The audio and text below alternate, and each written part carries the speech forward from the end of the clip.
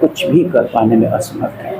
तो कुल मिला के कहने का मतलब मेरा ये है कि मनुष्य अगर समझदार हो, अगर मनुष्य देख सके, फोरकास्ट कर सके, अगर दो फोरकास्टर बाबा वेंगा और नेस्ट्रोडमस सदियों पहले फोरकास्ट कर सकते थे कि ऐसी परिस्थितियाँ आ सकती हैं, लेकिन विज्ञान भी कहता है, धर्म भी कहते हैं, हमारा हमारा मानव स्वभाव भी कहता है कि अगर हम खतरे को भांप लें समय से और उस खतरे पे चर्चा करें आपस में बैठ के कि भाई ऐसा खतरा आ सकता है, तो उसका समाधान किया जा सकता है, उस खतरे को काफ़ी हद तक कम किया जा सकता है।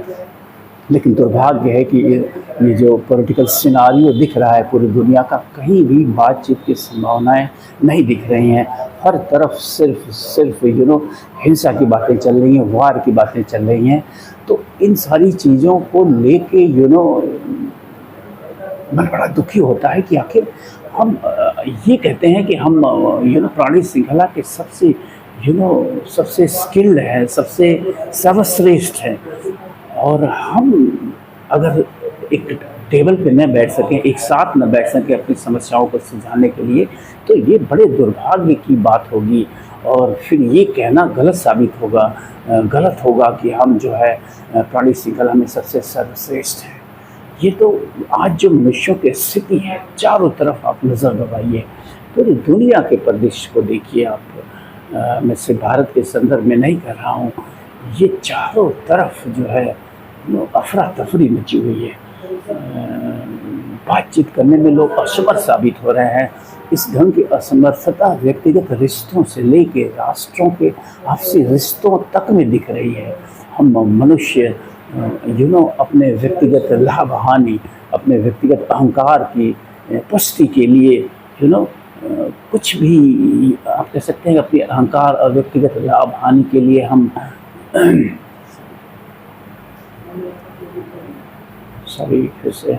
तो कुल मिला के मेरा कहने का तात्पर्य है कि आज आप पूरी दुनिया में देखिए, पूरी दुनिया में रिश्तों को लेके, संबंधों को लेके मनुष्य जाति में बातचीत करके समस्या को सुलझाने की जो क्षमता है वो लगातार कम होती जा रही है।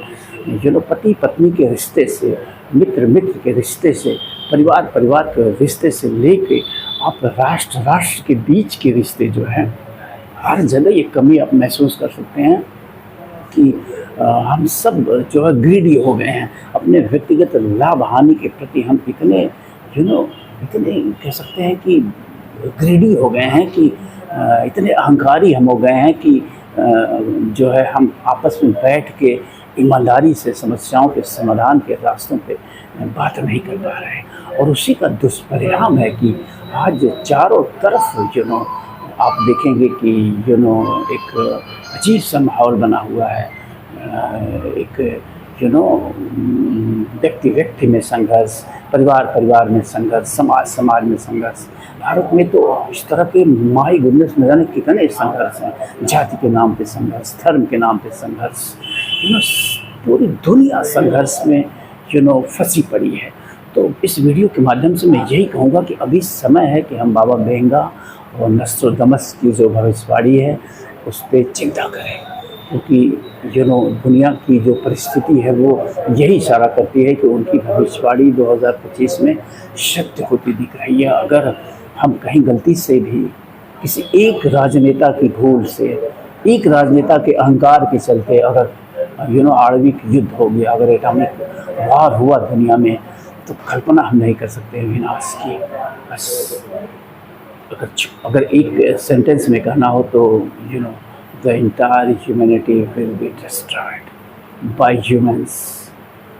ये पूरी की पूरी दुनिया जिसको हमने बनाया है, बसाया है, वो सारी की सारी दुनिया हमारे ही हाथों नष्ट हो जाएगी। तो जागिए, जागना पड़ेगा, सबको जागना पड़ेगा। हमको अपनी सोच को वैश्विक करना पड़ेगा, क्योंकि ये पृथ्वी एक परिवार है। वसुधैव कुटुंबकम, भारत के ऋषि वैज्ञानिकों ने सदियों पहले नारा दिया था कि वसुधैव कुटुंबकम, पूरा वसुधा जो एक परिवार की तरह है। तो ज़रूरत आज ये है कि हम इसे एक परिवार समझें और अपने छोटे छोटी मुद्दों से हटें। धर्म के नाम पे caste, creed, race, religion, countries, इन सब के नाम पे जो हम लड़ रहे हैं, हमको उसके ऊपर उठना पड़ेगा। उसी में हम सब की भलाई हो, चाहे हम इंडियंस हों, चाहे हम अमेरिकन्स हों, चाहे हम इराकी हों, हम ईरानी हों, हम फ़िलिस्तीन के हों, गज़ा के हों या इसराइल के हों। सब की भलाई इसी में हो कि हम तीसरे विश्व युद्ध से बचें, अन्यथा सब मिट जाएंगे, कोई नहीं बचेगा।